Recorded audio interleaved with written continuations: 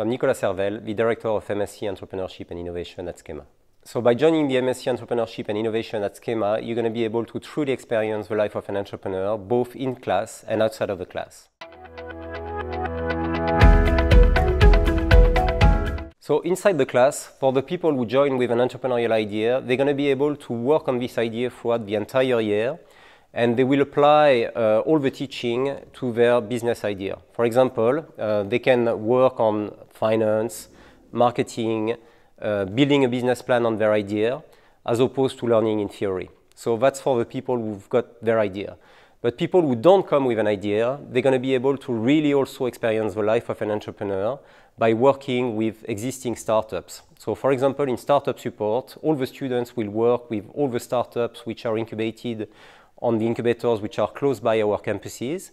Or last year, for example, students had the chance to work for the CEO of a startup which has raised $35 million, which is present on 4 continents and has got a staff of 95 people.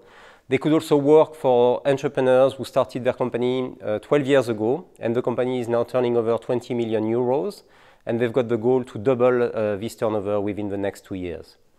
So outside of the class, students are able to leverage the deep relationship that Schema has built with the ecosystems on all our campuses.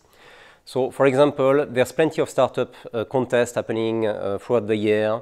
There's a lot of networking events happening with startup creators, and there's really heaps of things happening throughout the entire year that students can attend. That's one thing. But the second thing is we do invite as well in the Master Entrepreneurship and Innovation some highly successful entrepreneurs. For example, last year, the students had the chance to attend some talks from someone who was part of the founding team of GEMplus, who has been acquired by Exalto and recently Thales. Or they're going to have a chance to see someone who started a company as a CTO about 10 years ago and was recently sold the company for $1 billion. But we do insist as well on intrapreneurship as opposed to entrepreneurship. And last year, for example, we had the talks from 2 entrepreneurs or people in charge of entrepreneurship for listed companies. We had someone from a CAC 40 company who started the Open Innovation department of this company, who came to talk about entrepreneurship to the students. And we also had another listed company in Spain, someone who is in charge of working on intrapreneur project within this company. So for people who have an idea and who want to start it on the back of their existing employers.